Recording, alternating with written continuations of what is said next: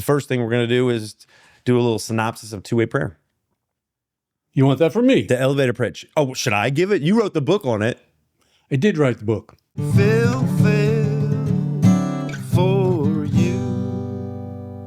I stumbled on it about 32 years ago, I guess it was.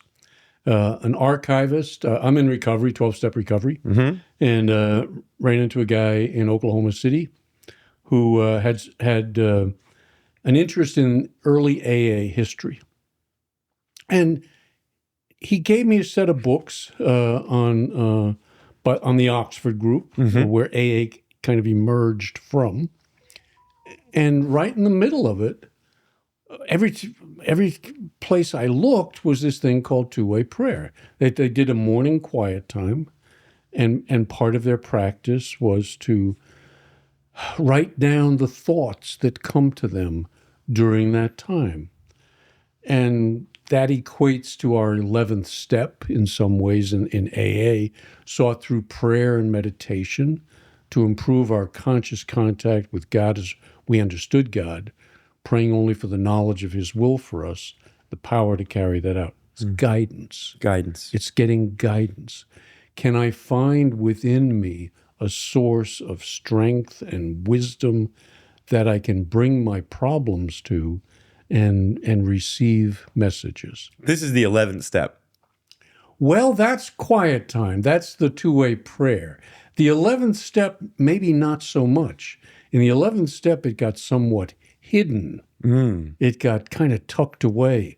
Once people start understanding the history, at least that was my experience, then some of the experience behind the 11th step takes on a whole new meaning. It kind of brings it to a new reality. What is the 11th step?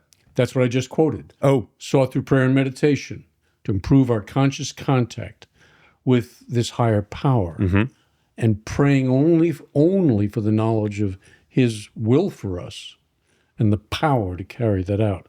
So it's a time of prayer where you're seeking wisdom and power. And it's personal. You're not asking another person. You're asking yourself. That's right. The deepest part of yourself, a part of yourself that you're probably not familiar with. Right. Maybe don't even believe it's there in the beginning. You know, we've got this ego system, and that is my reality. That's my conscious life. Jung said there's more, you know, and he called it the greater personality that is within. Stumbled onto a Quaker mystic who I really liked, Thomas Kelly, who called it the beyond that is within. I like that phrase. I like that too. Yeah, it just first time I heard it, I was like, yeah, that's sweet. The beyond that is within. I'm never going to understand it. You know, I'm never going to control it. All right? But I can access it. You can tap into it. Tap into it, and it tap into me. You know, folks talk about this. Artists, writers, yes, spiritual mystics. They talk about, like, I didn't even write this. That's right. It came through me. Through me. Musicians talk about that. That's right. Creative writers and artists, people that do paintings, they almost give it to some higher power or some channeling that they're doing. Yeah. That seems like what this is. It is that. A source of wisdom and a source of strength. My background is in chemical dependency recovery, and and mostly working with the poor, and those have always been my people. Yeah, and I knew that people out there on the street, out there in the world, are not going to have access to a therapist. You know, a therapist kind of helps you with that sort of stuff. Right. You tell them their problems. And what do they say? Tell me more, you know, and maybe a few words of wisdom come through. Most people don't have that. Yeah. But if you can learn this process, you have access to that which is within you. Right. And I mean, I've taught hundreds and hundreds of people this practice, and I'm just amazed at how the voice almost always sounds quite the same, you know, it's a step above. Sometimes it'll have a Shakespearean tone to it. Yeah, it has their character a little bit because it's being filtered through their personality. That's right. Because it comes through and maybe it has a southern accent or But maybe it's it the has. best part of them. Yeah. And for them to know that there is within them another sense of self, because the people I work with, addicts, alcoholics, I mean, they're frustrated. I mean, their best thinking got them here. Yeah. You know what I mean? Yeah. And they try to control it, and it didn't work. And to know that there's something else, and that something else is unconditional love and unconditional honesty, and it's pure in its. You're talking about the four absolutes now. That's what I'm talking about. Honest, Pure, unselfish, and above all, loving. loving. So if the voice is not loving, it can't be from your higher self. Right. It can be honest, and it can push you, and it can pull you, but it won't hurt you. It won't put you down. It's always lifting you up. Now, I grew up in an alcoholic home. My father used to kick the whatever out of me. Yeah, and you guys can go and he shares his life story very vulnerably, authentically, with a ton of transparency on our first episode. If y'all want to go and watch that, you'll be very familiar with Father Bill W.'s history. Growing up in New York. Yeah. Where everybody was getting the shit kicked out of them. Yeah. It's a really touching and very candid discussion. Yeah. I mean, mine was no rougher than most people, you know. But, you say that, but well, it wasn't. In 33 years of listening to this voice, it's never put me down. yeah, You know, I can maybe stop doing it for a week, and I'm unfaithful to it. you still do it. I still do it. Yes. But when if I miss a period like that, I don't get yelled at. I don't. It's always, are you back? Are you ready for more? Welcome. Welcome back. Come, Always come as you welcoming. are. Always welcome. And the premise of this time together is that after our second discussion, I committed myself and to you. You did. To do the practice for 30 days. You did. And I did the practice for 30 days. And then some. And then some. And this is my 2-way prayer book and journal. And part of what we're doing here is we're gonna dig through my entries at random. Right. How scary that is, and discuss them. This is because we had a little discussion. I'm a control freak. Phil is a free spirit. A wild, spontaneous. I would have gone through my 30 days, picked out the 3 best ones or whatever. Yeah. How would you even know which ones are best, though? Well, there's my ego stuff still judging. Yeah. I mean, that's why I'm still doing the work. Yeah. Well, I could probably continue the work too, and maybe this will spur that, rejuvenate the practice, because I enjoyed doing it. Yeah, it's what is the feeling that comes from it when you're doing it? There's a nurturance. You're being nurtured? Yeah. Yes. There's just it's kind of like, so it happens in the morning. Almost morning first thing. It's the ideal. People try to, I'm going to do it at noon. I'm going to do it on the subway. No. Do it in the morning because there's this like peaceful time of the day. And did you have a set location where you would do it? I normally did it in my bedroom. Okay. And I had a couple writings that I'd pick up, because part of this is not only writing your question, you're reading some material. Yeah, it's immersing yourself in some spiritual content. And that helps.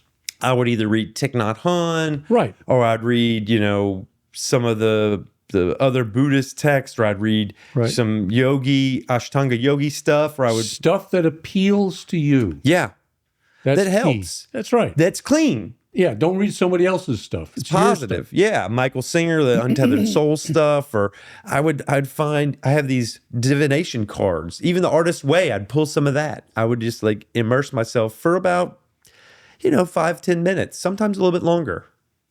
But I would have that be a part of this practice. Mm-hmm. And then I would still my mind and write. How would you still your mind? What ways? Just breathing. Breathing. Right. Yeah. I'd breathe. I would sit still Right. in kind of a meditative posture. Right. And I would close my eyes or soften my gaze and Right. kind of, I don't know, turn my awareness inward. Right. To like That's what's right. going on in there. That's right. And however you best do that. yeah. You know, I have a friend who does yoga. And that's part. I have another friend who listens to music. Yoga's perfect because the purpose of yoga I'm learning now from these teachers is the cessation of the flutterings of the mind. Right. That's what it's for. Flutter, flutter, flutter. Our mind does it effortlessly. Yeah, the monkey mind. Oh my God. And so that's a part of this process, calming that mind. It is. Because we need to clear out some of the clutter to let the voice come through.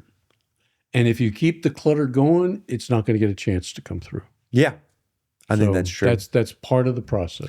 And what I found was it was a time at the beginning of my day for, I'll just call it positive affirmations. Like my voice is got my back. My voice is on my side and is very compassionate to me and compassionate to my life. And yeah. For me, I have an inner critic voice. oh yeah. Very strong, very powerful. And it's interesting, Phil. I welcome him in. I don't, I mean, just by nature. It's like on this two-way prayer stuff, it's like, oh, who is this voice? Is it the critic? No. Yeah. I'm going to be very suspicious of another voice. Whereas with the critic voice, let that sucker in. Let him in. And let him beat me up. Let him beat you up. It's interesting, the shadow worker that I talked to, he talks about folding in these voices, letting them be, loving them, because they kept you alive. They helped you survive in some way. I believe, I don't know, there are a number of theories around the shadow stuff, but I think they come to protect the kid. Yeah, that's probably true. Yes. I think if I trace them back, those voices, the inner critic, the controller, those in particular, they came to me about 6 or 7 years old. Yep. That's what like, Craig talks about. He goes back in time to a time in your life when they came online. And you're saying to help you. That's right. To help you survive a difficult situation. That's right.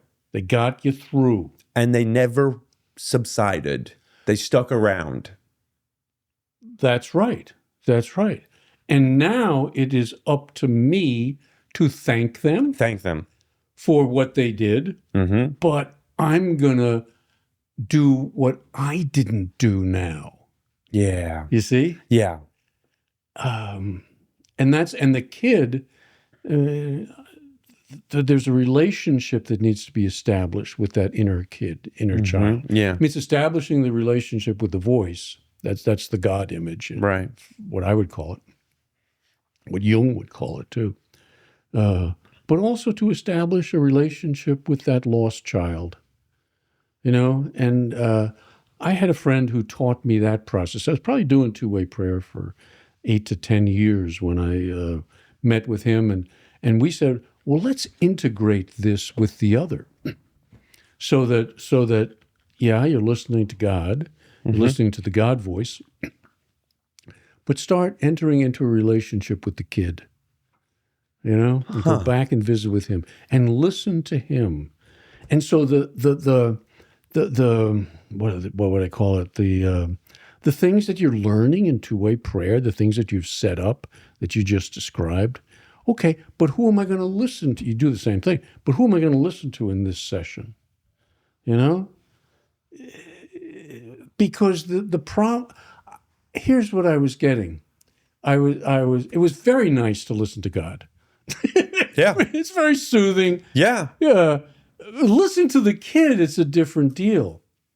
My first session with him was he didn't trust me. He didn't trust me at all because I abandoned him. See, I left him behind. So when I had instructions, well, go meet the kid. Where are you going to find him? Most of the people I work with, they find him under the bed. They find him in the closet. It's that part of us that has retreated into ourselves. I mean, just like there's a God self within us, there's this kid self within us. And if you just do the one and not the other, I think you're missing something. I think you're missing the wholeness. I'm a priest, but I'm not a terribly holy priest, okay? And what I'm interested in is wholeness. Yeah. Because I think that's really what the priest is there to do. Yeah. Is to bring that wholeness about in ourselves and then in other people. And that means taking all the parts. Yeah. Reintegrating the parts. Right. The child goes offline when it's exposed to things that are too much or that scare it. And we turn into this adult way too soon. And we lose the creative, the fun, the playful, that part of us that...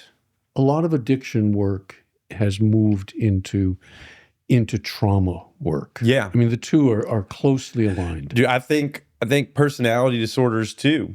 Yes. It's all rooted in some trauma. I mean, I don't know for sure. This is a discussion of nature versus nurture too, but I think a lot more of it is nurture than nature. And who got enough? I don't know anybody who got enough. Yeah. Or some get too much. And then that's problematic. That's destructive too. Yeah, I've interviewed a lot of people, and I've heard a lot of stories of challenge in childhood. Yeah. It's almost part of childhood is struggling. So if you're working with a therapist, you can almost guarantee you're going to go back to your childhood stuff. Yeah. You know what I mean? I mean, eventually it's going to get there. Yeah, yeah. Tell me about your mom. That's right. I think the same is true with two-way prayer. I think it's helpful to get that relationship going with the inner voice, that there's a part in me who loves me and unconditionally. That's really helpful. And then I found it very helpful to then go deeper or different. I don't know if it's deeper. This could be my next chore or my next practice, because this one I focused on the higher, the God character. And you should. I recommend that people do that. I should do. I'm thinking maybe the next kind of challenge would be alternating between go where the God the energy is. Go where the energy is. I got to tell you a funny one. I was sitting down to do a two-way prayer session. Okay. Yeah. And I write my problem, whatever is going on, and I listened to Jesus in my instance. That was safe. Father God was not safe for me because Father kicked the hell out of me. All right. Jesus was okay. He was my brother. Yeah. But I'd ask a question.